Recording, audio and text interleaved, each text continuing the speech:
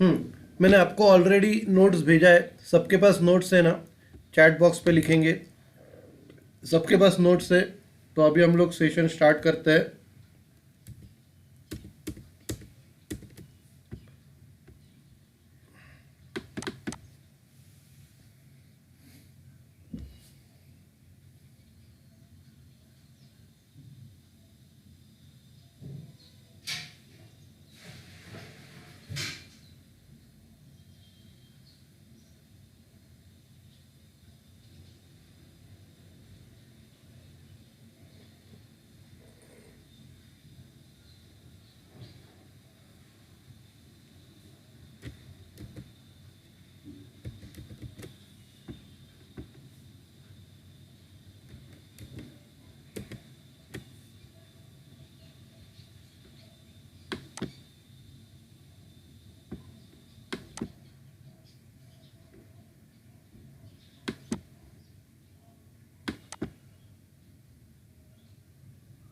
तो सबको स्क्रीन दिख रहा है? चैट बॉक्स में लिखो, सबको स्क्रीन दिख रहा है?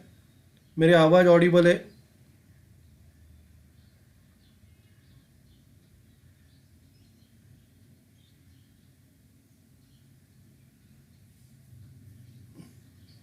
सबको स्क्रीन दिख रहा है ना? ओके, तो अपना सेशन स्टार्ट करते हैं।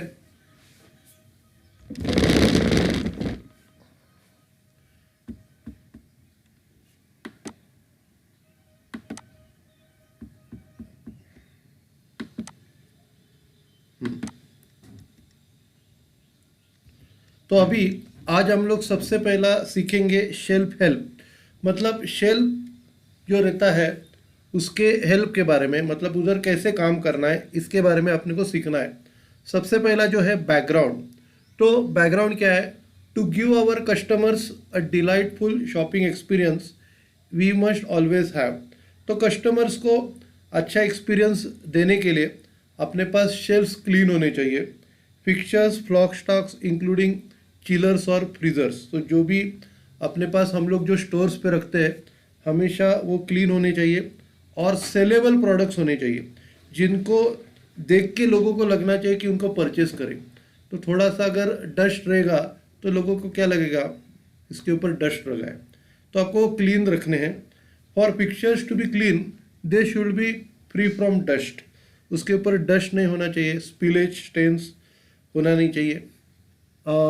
For products to be in saleable condition they should be clean, fresh, not date expired, not damage, not infested and not fungus infected.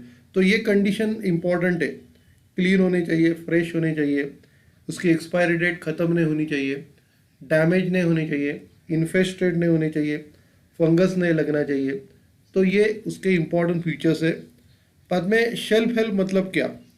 Cleaning and general maintenance, जो हम लोग क्लीन करते हैं stores को, और general maintenance है। And ensuring products are place as per planogram. बाद में प्लानोग्राम के हिसाब से प्रोडक्ट्स रखे हुए कि नहीं ये देखना। और डेट ऑफ रोटेशन, हम लोग ने डेट ऑफ रोटेशन देखा था कि हम लोग क्या करते हैं, स्टॉक का ऑडिट करते हैं एक पर्टिकुलर के दिन, उसको बोलते हैं डेट ऑफ रोटेशन। और products on shelf and floor, stacks and cleaning of floor stacks. तो प्रोडक्ट को स्टॉक करना, फिर उसका क्लीनिंग करना, ये सब शेल्फ हेल्प में आता है। तो आपको स्टेप्स क्या क्या है? सबसे पहला शेल्फ को एम्प्टी करना है। जो भी शेल्फ आप साफ करने वाले हो उस शेल्फ को एम्प्टी करना है। एक मिनट, इंपॉर्टेंट कॉल आ रहा है, एक मिनट।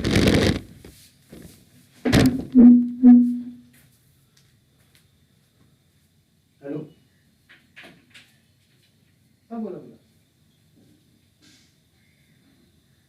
इसको आहे ना, तुम्हाला घ्यायचं आहे का? माझं आहे ॲक्च्युली, माझं त्यावेळेला हे दुसरं शेड्यूल आहे। तुम्ही घ्या ना, मग मी नंतर बघतो मी कधी घ्यायचं ते, तुम्ही घ्या, प्रॉब्लेम नाही। ओके, 12चं नाही आहे माझं, 12चं माझं येतं किवायचं आहे, 2 ते 3 माझं।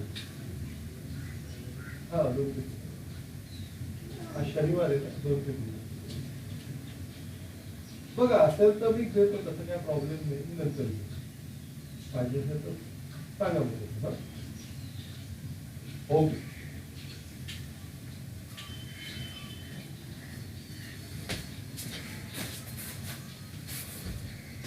सॉरी, इम्पोर्टेंट कॉल था.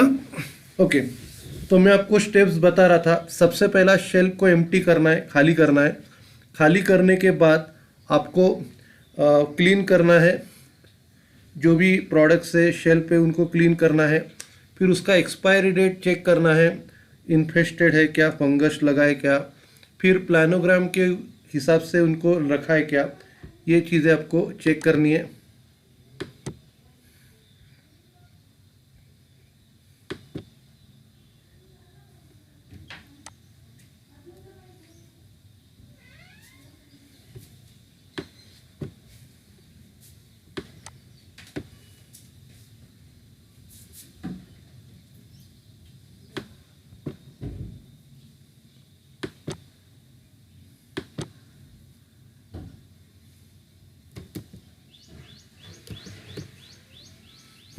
तो प्लानोग्राम के हिसाब से सब चीज़ें क्या आपको चेक करनी है.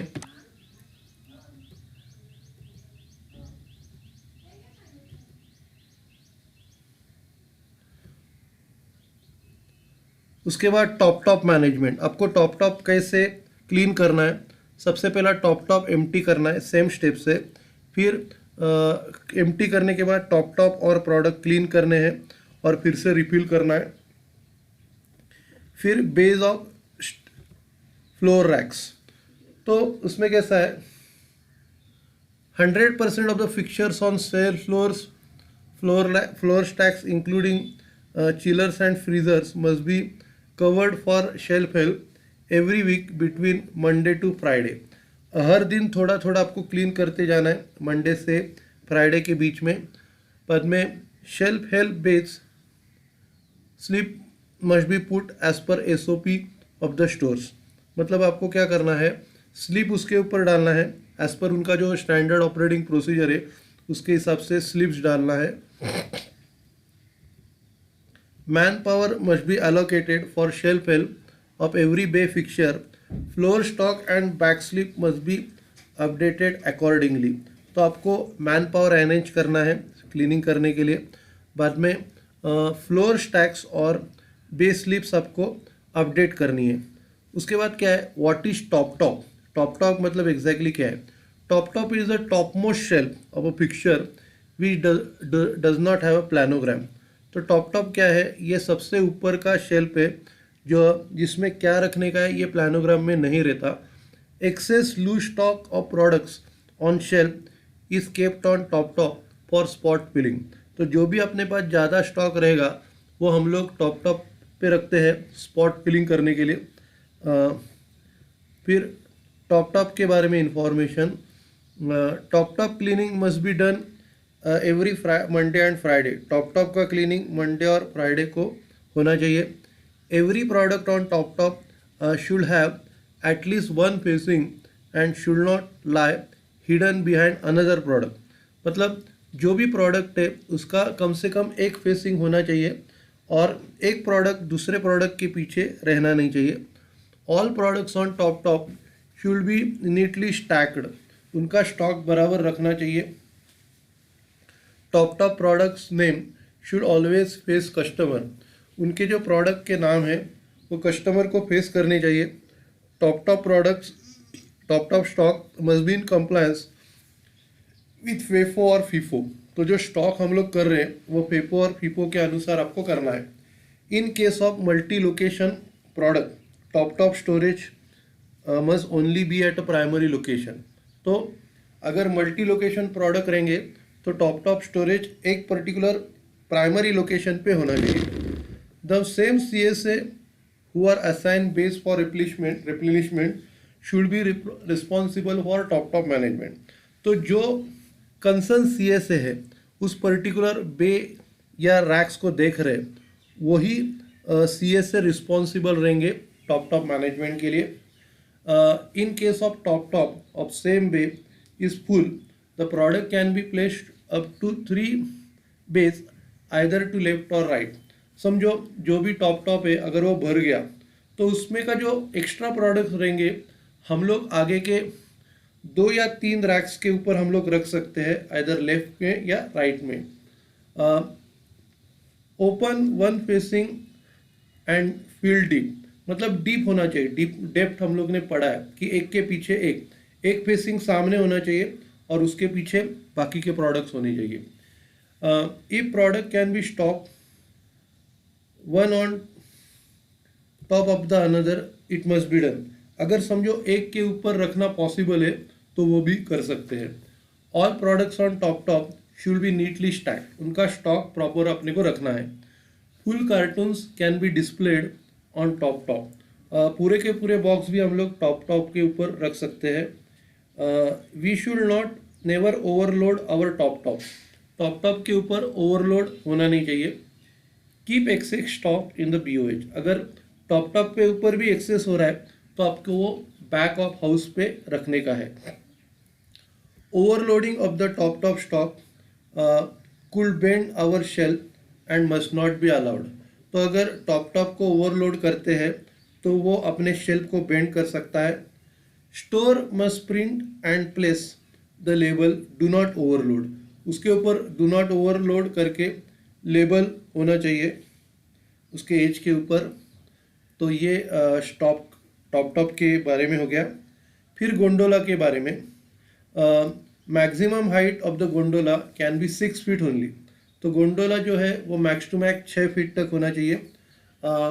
Gondola of 5 feet may be extended to 6 feet by adding a single foot extender, 5 feet का होता है जनरली और उसके ऊपर 1 फीट का एक्सटेंडर हम लोग लगा सकते हैं। If you are not received your extender please notify your manager for their follow up and extension, अगर आपको एक्सटेंडर लगाना है और आपको वो नहीं मिला है तो आपको मैनेजर को बताना चाहिए फॉलोअप और एक्शन लेने के लिए। बाद में अगला है wall rack height, wall rack की हाइट 7 फीट तक हो सकती है। Wall rack have to be bolted to the wall, मतलब वो वॉल पे चिकटाना चाहिए।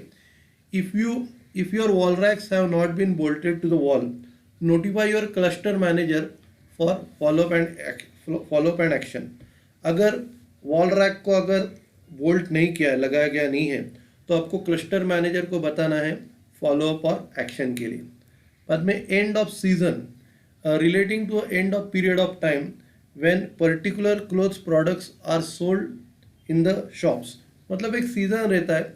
फॉर एग्जांपल अभी विंटर सीज़न चल रहा है तो विंटर सीज़न तो उस टाइम स्वेटर वगैरह बेचे जाएंगे।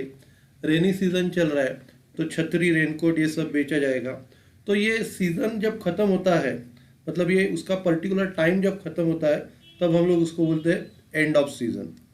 बाद में क्या है, what is best before date, best before date मतलब क्या, best before date means the date which signifies end of period under storage condition during which product will remain fully marketable and will retain specific qualities claim.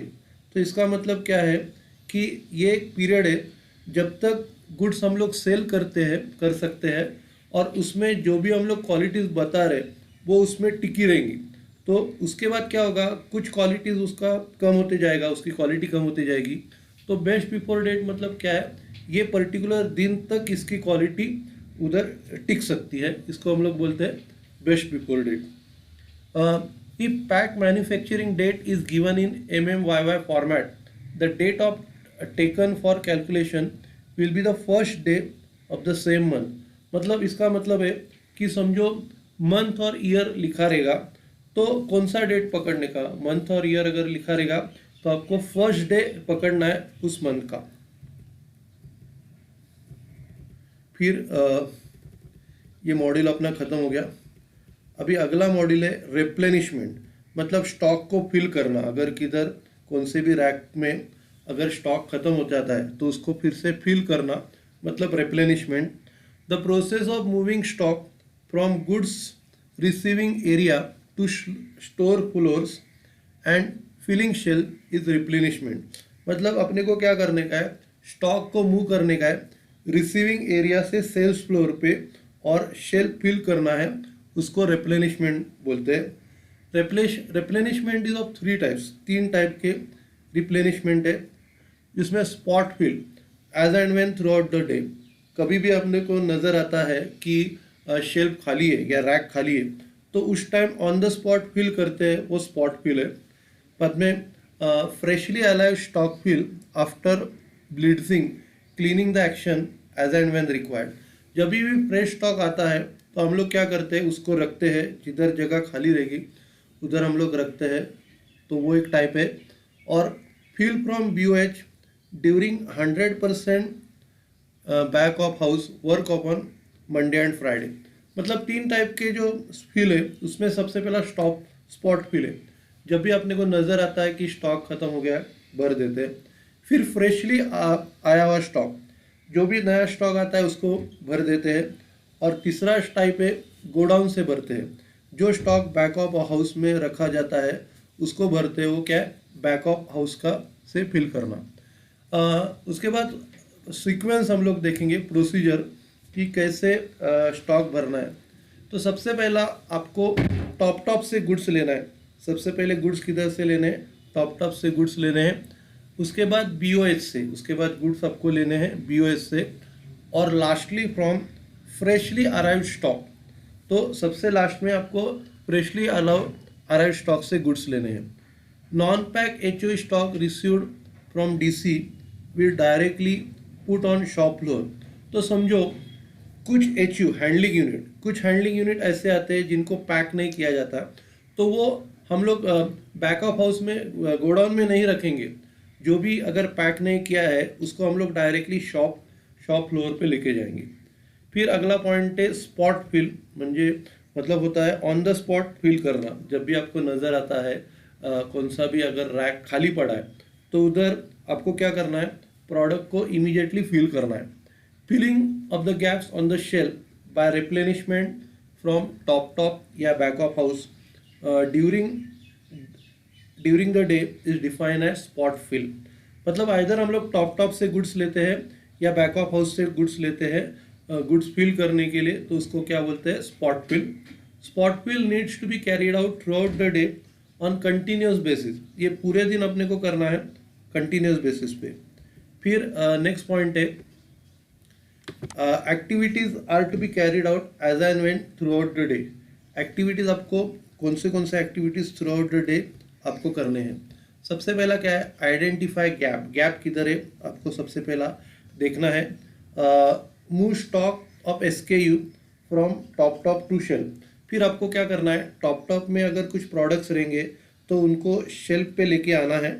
या move stock from back of house to shelf and top as per FIFO. अगर top पे goods कम पड़ रहे तो आपको back of house से लेके आना है और उनको रखना है फीफो और फीफो के हिसाब से।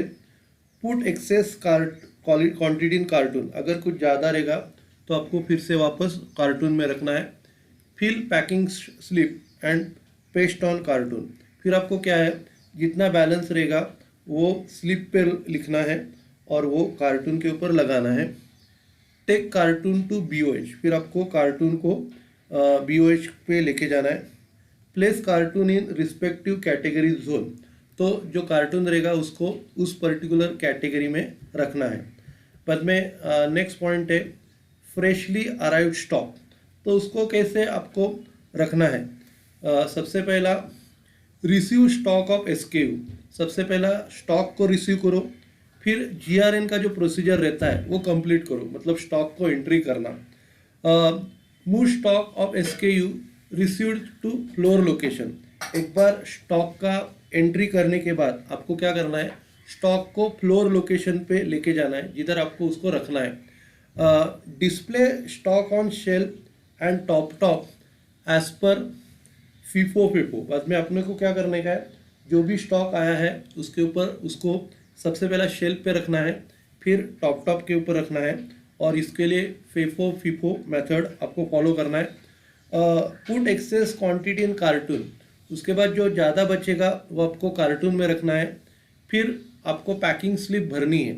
पैकिंग स्लिप भरने के बाद आपको वो कार्टून पे लगानी है और फिर कार्टून को आपको बैक ऑफ हाउस पे लेके जाना है। ओके, और उसके बाद आपको जो कार्टून है वो आपको रिस्पेक्टिव कैटेगरी, मतलब जो कैटेगरी है उधर आपको वो कार्टून को रखना है। ठीक है, बाद में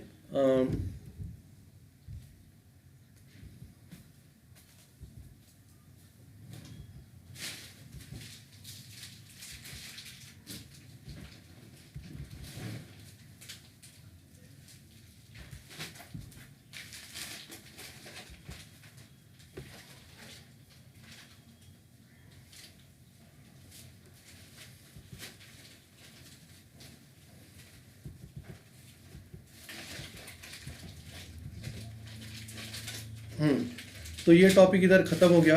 अभी अगला टॉपिक है श्रिंकेज मैनेजमेंट।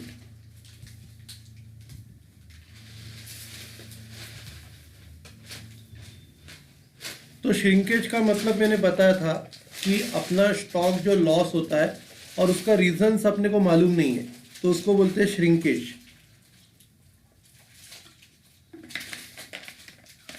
तो उसका रीजंस क्या क्या है? सबसे पहला प्रोसेस फेल होना, जो हम लोग प्रोसेस अडॉप्ट कर रहे हैं वो अगर फेल हो गया। बाद में इंटर कंपनी फ्रॉड, कोई कंपनी फ्रॉड कर रही है। इंटरनल थीप, मतलब अंदर ही कोई चोर है। एक्सटर्नल थीप, बाहर का चोर है। तो इसके वजह से श्रिंकेज हो जाता है। श्रिंकेज क्या है? अनएक्सप्लेन लॉस, जो लॉस हो गया है उसको हम लोग एक्सप्लेन नहीं कर सकते, उसको हम लोग श्रिंकेज बोलेंगे। It has to be endeavour duty of all employees of retail business to ensure that such losses are reduced to minimum and increase profitability।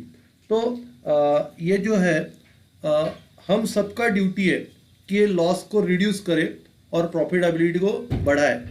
तो उसके मेजर कॉसेस क्या है? सबसे पहला कस्टमर थीप, कस्टमर लोग चोरी करते हैं। स्वीट हार्टिंग, मतलब क्या है कि प्रोडक्ट चुराते हैं और अपने फ्रेंड्स और फैमिली को देते हैं। इंटरनल थीप, वेंडर टिप, जो वेंडर के लोग रहते हैं वो चोरी करते हैं। शॉर्ट डिलीवरीज, माल कम आता है। स्टॉक काउंटिंग एरर्स, आप जब काउंट कर रहे हैं तो एरर्स होता है। एडमिनिस्ट्रेटिव एरर्स, स्टॉक का एंट्री करते टाइम कुछ गलती होती है। Proactive shrink management measures, the equipment and activity will require daily routine monitoring. तो आपको क्या है, हर दिन मॉनिटर करना है। तो SLP सिस्टम एस्पेक्ट, SLP क्या क्या करता है? इंट्रूडर थेप कम फायर अलार्म। तो क्या रहता है? अलार्म रहता है, वो आप बजा सकते हैं जब आपको नोटिस करते हैं चोरी हो रहा है। या CCTV चेक। फिर आर्टिकल सर्वेलेंस, इसके बारे में हम लोग बात कर चुके हैं कि अगर कोई चोरी करता है तो उसके ऊपर टैग रहते हैं, वो उससे अपने को समझ में आता है चोरी हो रहा है करके। Access control system, door frame metal detectors, hand held metal detectors. तो ये क्या करता है? हम लोग ने देखा है कि ये डिटेक्टर्स को सिग्नल देता है कि कोई माल अगर चोरी हो रहा है, और फिर हम लोग एक्शन ले सकते हैं। Affixing of hard stop tags as per policy, तो आपको ये टैक्स जो जो कॉस्टली आइटम्स है उनके ऊपर लगाने हैं। Deployment of mercantile protection as per policy, तो जो पॉलिसी हम लोग ने अडॉप्ट की है वो हिसाब से आपको प्रोटेक्शन लगाना है। फिर नेक्स्ट पॉइंट है CCTV साइनेज, मतलब CCTV के banners. Display colour printed CC signage in multiple location in the stores. तो आपके ये बैनर्स लगाने हैं मल्टीपल लोकेशन पे। Signage to be displayed for every 3 bars, 3 bay छोड़ के आपको ये साइनेज बैनर लगाने हैं। Signage to be displayed on high shrink bay, जिधर कॉस्टली आइटम्स रखे हुए उसके ऊपर आपको रखना है। Check condition of the CCTV signage displayed on the regular basis, if found torn reprint the signage and display. आपको CCTV के बैनर की CCTV साइनेज है ना, वो आपको रेगुलर बेसिस पे चेक करना है। अगर आपको फटा हुआ दिखता है तो आपको फिर से नया बनाना है और उसको प्रिंट करना है। फिर physical security aspect, checking of lock and keys at stores, तो आपको की लॉक एंड की चेक करनी है स्टोर्स की। फिर put paper seal on lock to ensure no tampering interfere with the lock, आपको क्या करना है, सील लगाना है लॉक के ऊपर, जिससे क्या होगा, लोग उधर इंटरफियर ज़्यादा नहीं करेंगे। फिर employee declaration and LP loss prevention checks during including frisking. तो आपको क्या करना है, एम्प्लॉय को डिक्लेयर करने को लगाने का है और चेकिंग करना है। जब स्टॉक्स में स्टोर्स में एंटर करते हो या स्टोर से बाहर निकलते हो तो आपको चेकिंग करने को लगाने का है। Employee movement regulations, employee movement का रजिस्टर आपको मेंटेन करना है। Security checking of customer bag, customer के बैग्स के को चेक करना है। Material receipt and dispatch, material receipt करते टाइम आपको चेक करना है कि वो रिसीट उसको मिली है क्या या चोरी करके लेके जा रहा है, तो आपको मटेरियल रिसीट चेक करके कस्टमर को भेजना है। फिर हाई वैल्यू रू मटेरियल मूवमेंट चेक, मतलब जिधर कॉस्टली आइटम्स रखे हैं उसका मूवमेंट आपके ऊपर ध्यान देना है। RTV return to vendor terms and conditions and follow up actions, अगर कोई कस्टमर गुड्स रिटर्न कर रहा है और हम लोग वेंडर को रिटर्न कर रहे हैं तो उसके टर्म्स एंड कंडीशन और उसके फॉलोअप के लिए क्या क्या करना है। फिर ब्लाइंड स्पॉट सर्वेलेंस, मतलब अपने को क्या है, जिधर अपने को चोरी होने की, जिधर अपने को ज़्यादा से ज़्यादा खतरा है तो उधर आपको सर्वेलेंस ज़्यादा मेंटेन करना है।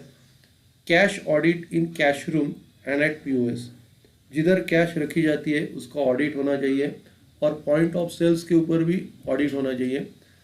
Dealing with vendor branch staff, the vendor branch staff to be treated like Reliance retail staff for stores entry and exit rules of the company।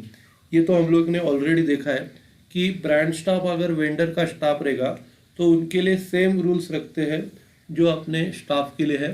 Authorise vendor staff branch staff which with photo ID and permission of SM to be allowed entry, तो जिनके पास photo है, photo ID है और permission है, उन्हीं को अपने को अलाउड करना है, स्टोर्स मैनेजर की परमिशन होनी चाहिए। फिर इन case of any exception in terms of declaration entry exit etcetera the same will be investigated by LPO and DSIR. तो अगर समझो कुछ टर्म्स एंड कंडीशन चेंज हो जाते हैं तो वो एलपीओ और डीएसआईआर को पता नहीं चाहिए। SM will take final decision against vendor branch staff, तो एसएम डिसीजन लेगा वेंडर या ब्रांच स्टाफ के अगेंस्ट। बाद में शॉप लिफ्टिंग, पिल्फरिंग, ग्रेजिंग या सीलिंग,